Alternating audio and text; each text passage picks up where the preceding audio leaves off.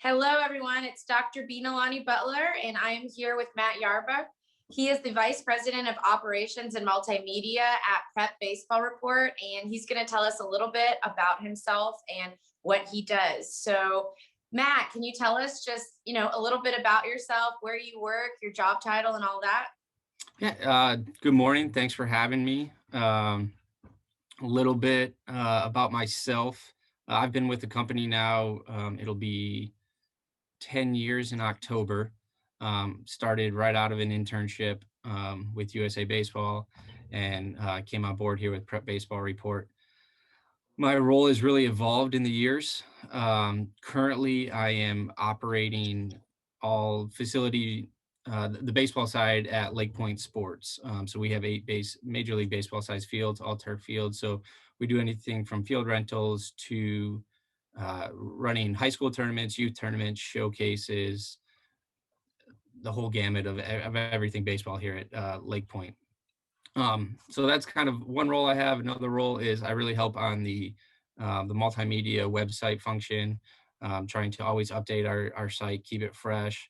Always talking with different partners that we have, trying to elevate all of our events from our showcases to our tournaments, whether that's through tech, with our new partnership with TrackMan, Blast, Pitch AI, Visual Edge, all of these different companies that are breaking into the tech world, which is really starting to dominate some of the, especially baseball in general, the field that we're in. So that's a snapshot of kind of everything that I do, but be happy to go into more detail if you guys are interested.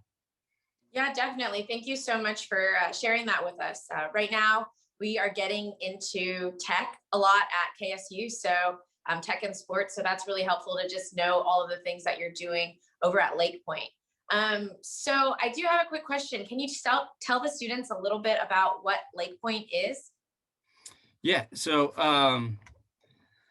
we kind of have a unique relationship, Prep Baseball Report and Lake Point. I technically work for Prep Baseball Report while also managing everything at Lake Point Sports.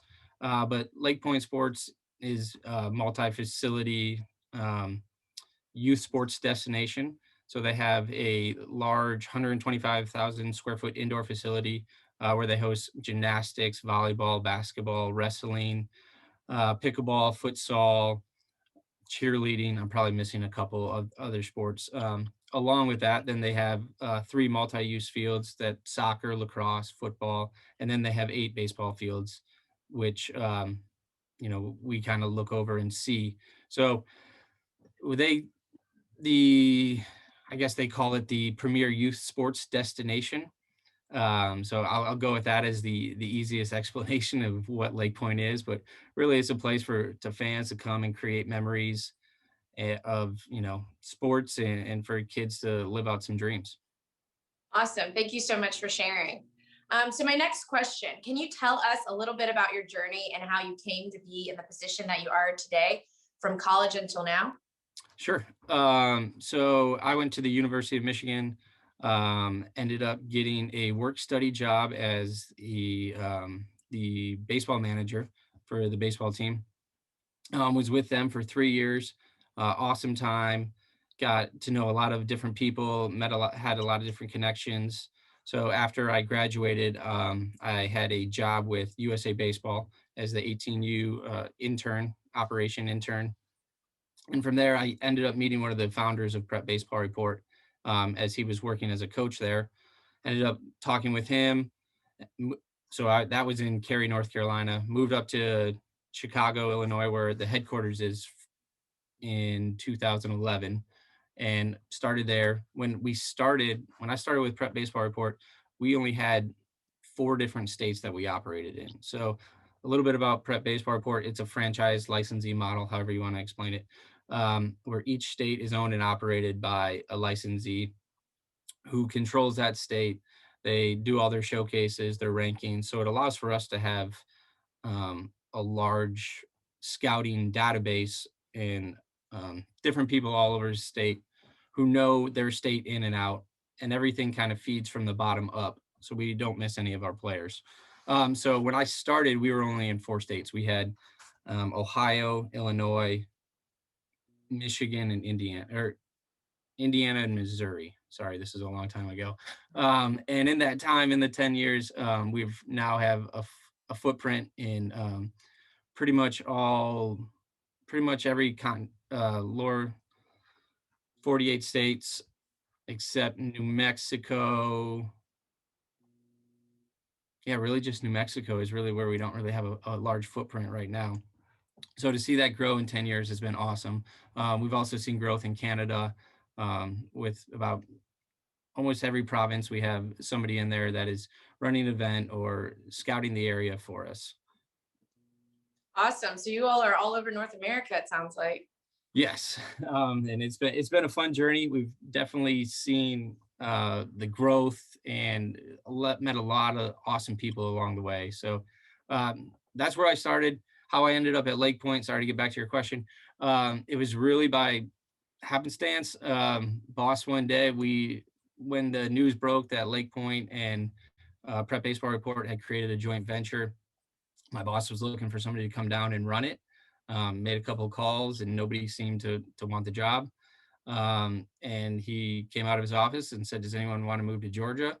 My wife has had families down here. We had kind of talked about always getting back to the southeast, and I raised my hand, and he's like, "Wait, are you serious?" And I was like, "Yeah."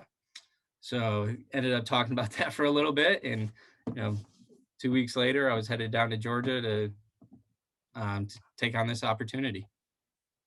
Excellent. Thank you so much for sharing that. That's very exciting. I think the students are going to gain a lot from, understanding your journey and just how important it is to make connections and also just that internship.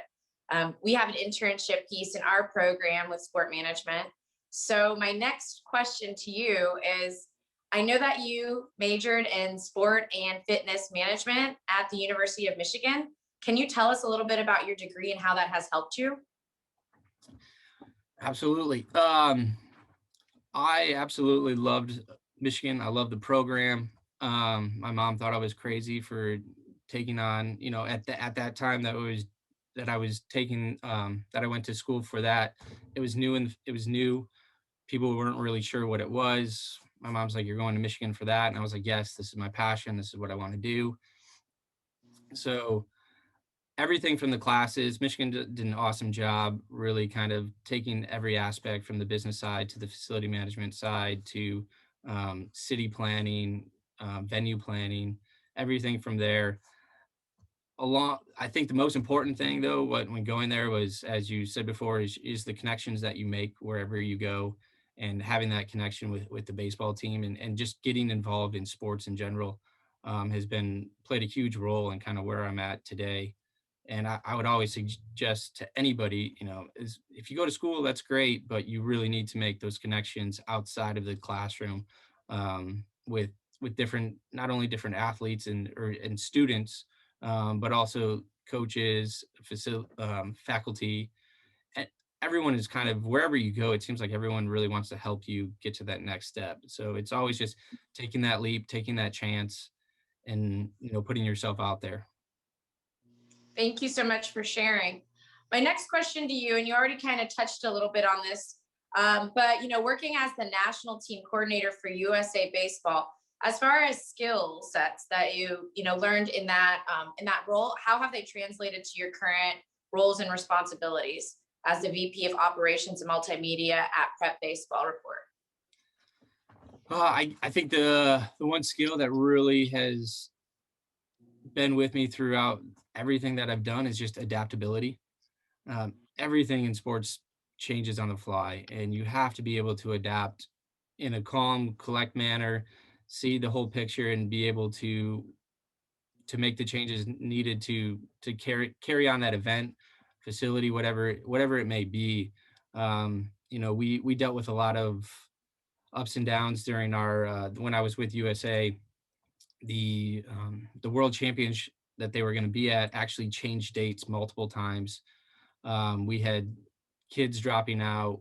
We had to deal with flight issues and this and that. And at the end of the day, you just got to get the job done. So you got to find a way to do it. And that really has, when I was in there, that showed me moving forward, that's exactly what life is going to do. you're going to get thrown a bunch of different curveballs, and you've got to be able to adapt. And there's always a goal, task, mission at hand, and you've got to see through it.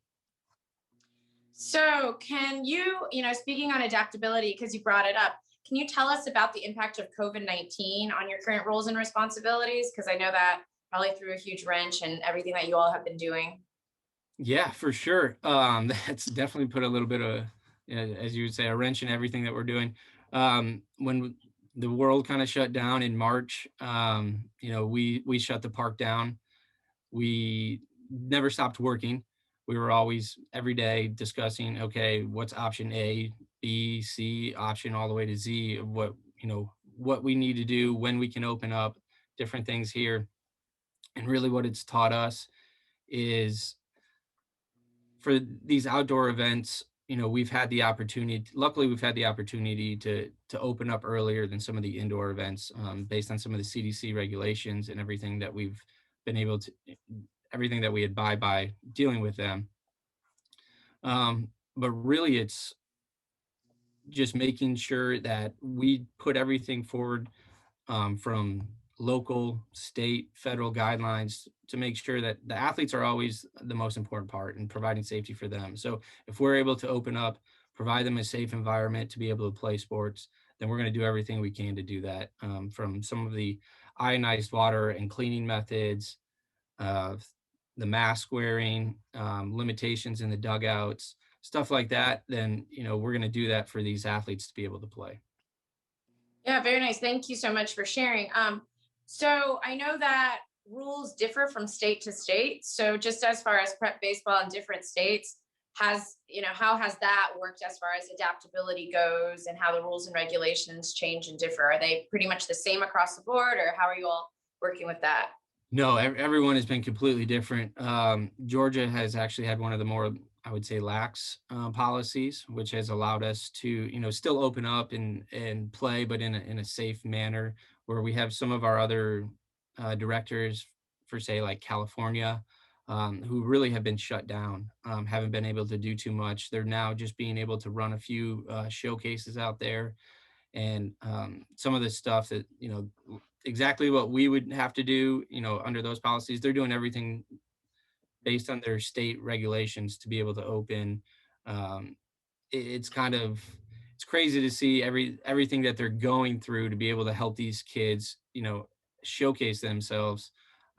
We've even had multiple kids reach out to us from different states wanting to come to our events, flying in here, just because they want the opportunity, because a lot of these kids feel like they're missing a lot on their recruiting side, because of the shutdown and everything. So um, we're trying to do everything we can to help these kids, be seen, get to that next level. And so every state has had different regulations that they've had to go through. So it's been quite interesting to see um, the differences. Yeah, that sounds so heartbreaking. So I'm so happy that you all are adapting and accommodating all those baseball players that are coming here to Georgia. So that's really nice to hear that they have that opportunity. So my next question to you, you told us a little bit about your responsibilities working in your current role, but can you walk us through an average week on the job? What does that look like if COVID didn't exist? Um, so I guess for us, we have kind of two seasons here at Lake Point. We call it our selling season and then our event season. Um, Really from middle of November through middle of February is what we consider our selling season, as it's a little bit more lax. Baseball isn't being played. We have a couple different showcases and different events, but once our season starts, we're, you know, 7 days a week. Right now, I'm dealing with, my phone is actually not stopped ringing since we've had this of um, people wanting to rent the fields. We've had colleges, high schools, everybody calling, wanting to rent the fields. So I'm dealing with, some field rentals here. I've got some other staff members who are dealing with making sure our schedules are all set for the upcoming week, with our different showcase or our different tournaments we have coming up this weekend. I have some other people dealing with rosters, and other people dealing with tech and data with our TrackMan, making sure all of that is up and running, ready to go this weekend. So on a typical week, we're Monday, it's a Sunday through Sunday, ready to go, and really, like I was saying, being able to adapt because I we never know what's going to happen. Could be a very slow day, and then all of a sudden some rain's going to hit, and your whole day just changes. Yeah, I was actually going to ask you that. So just as far as, the fields, the turf, the inclement weather, how do you all deal with that? Just kind of on the fly. What's your alternative? Yeah, so I mean, for us, with the turf and having, we don't really have any rainouts. The only thing that really puts a damper on us is a large storm or lightning. That's the only thing that's really going to be a delay. So we've got people that just want to use our fields like crazy because of that. And I've got colleges from Tennessee that are right now they've got an ice storm. Like who would have thought Tennessee has a 2 inches of ice on the roads, and their fields are down for 2 weeks. So they're calling to come do rentals down here, or can they get a 3 game series here? So for us, the weather, it's a factor, but at the same time, it's really only lightning that's going to affect us, or a major storm. So rain really isn't the worst thing for us.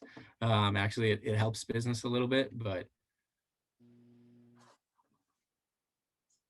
Thank you. So you sound like you enjoy your job a lot. So can you tell us what you enjoy the most about your current position? probably seeing, being able to watch baseball and being able to see all of these kids, get to fulfill their dreams, whether it's, playing at the next level, playing in front of scouts, professional scouts, college recruiters, or just playing the game that they love. So it's really the connections you get to make, and just being outside, being around baseball, and the people. It's really about the people and the connections. From my staff here all the way up the prep baseball report, the Lake Point staff, everyone that you meet always has a passion, for sports. It seems like, and it makes being around your job a lot more enjoyable. So my next question, what is the toughest part of your job?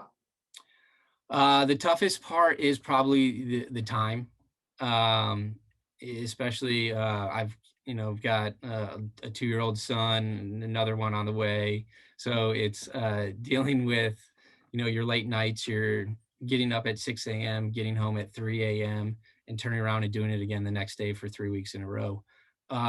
So being able to balance that work-life balance is probably the toughest thing. And then on the same point, that I said that I love the connections. Also, you're in a customer service job, so a lot of you're dealing with some people that aren't always clear-headed, or dealing with some of those situations that arise, during a heated tournament, and dealing with some coaches and here and there. So that would probably be the toughest job. So it's a double-edged sword. Thank you. Well, congratulations on your new addition. I'm sure they're Thank going to you. grow up to be great baseball players. I mean, you have the in with, Lake Point and the Sportsplex and all that. So that's nice. So my next question to you is athletes and activism was a big part of 2020. What are some of the things that you all are doing to address issues related to diversity, equity, and inclusion? So as a scouting company, we always want to do what's best for the player. So we are always constantly promoting players, in any way that we can, whether it's through social media, our website, making phone calls on behalf of players, that sort of thing. We've always, from my time even in Chicago down to here, we always try to involve ourselves with, some of the in Chicago, it was known as the RBI, or Reviving Baseball in Inner Cities. It was a large program that they had there, down there, or up there, I should say. So we've always tried to reach out to some of these programs that the MLB or MLB clubs put on, to try to help them get those kids the exposure that they necessarily not would not get. um, and it's for us, it's something that we love to do. um, from anywhere from finding a kid in the inner city to finding a kid in the rural sticks that nobody's even heard of or seen. So for us, it's always about the hunt and the joy of finding that next great player, regardless of who they are, where they live, what they look like. So we always, it's our goal, and it's really what we strive to do is just promote players and help them be seen, regardless of who they are. Yeah, awesome. So fun fact, I actually worked with the Cincinnati Reds for a little bit. It was with community relations, and we worked very closely with RBI. So for those of you that Awesome. don't know, I think you already mentioned this, but it's called Reviving Baseball in Inner Cities. It's a great program, and thank you so much for sharing that. And it's so important that you all are recruiting and giving everybody an opportunity. So thanks again. So my next question to you is, what advice do you have for current students who would want to pursue a career path similar to the one that you have?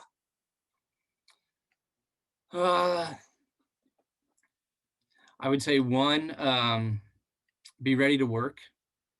Um, if you're expecting a 9 to 5 job where you get to go home and turn off your phone or, you know, turn off for the night, sports isn't for you, to put it bluntly.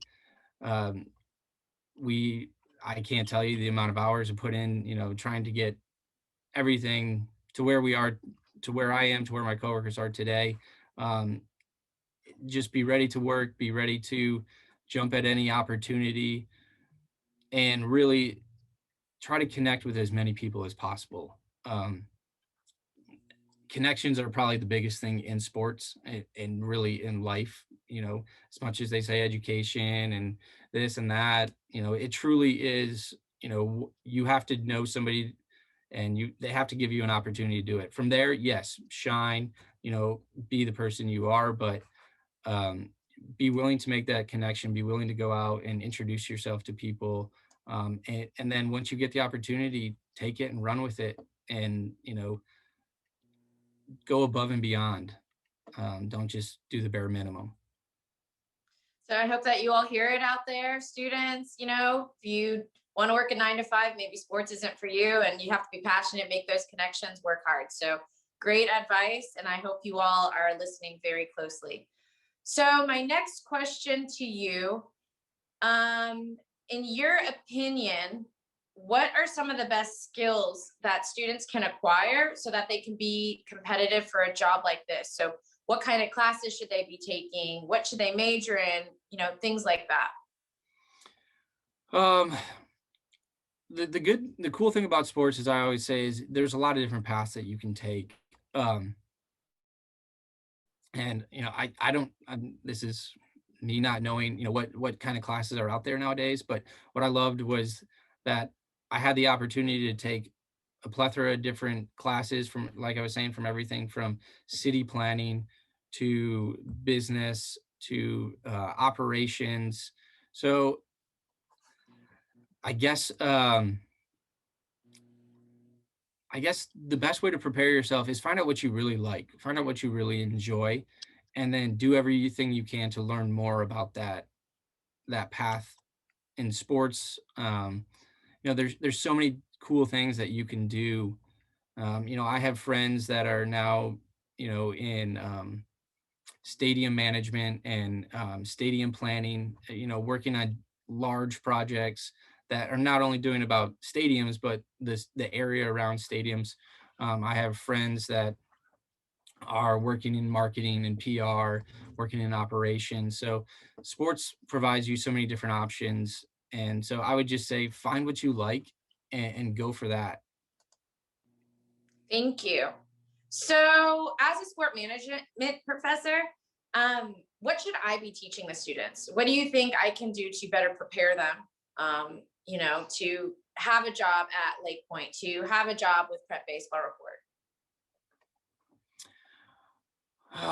Well, I'm sure you're doing a phenomenal job with everything that you're teaching. Um, I guess looking back on my time at Michigan,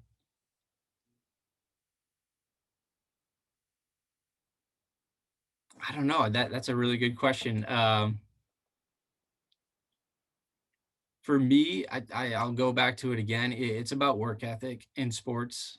Um, and I don't know if that's something teachers can truly teach. I think that's something that, students and athletes in general have to have, inside of them to be able to, do whatever they want to pursue in life, not just sports. Um, so I would say if there's a way that you can, teach work ethic, that would be the best thing. Yeah. No, I completely agree with you. I don't think that's something that you can teach. Somebody has to be self-motivated for that. But I think accountability, counts for a certain extent, right? So, Yes.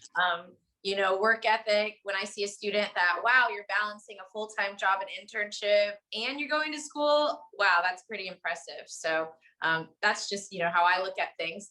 So I do have one more question, and a student actually asked me about this.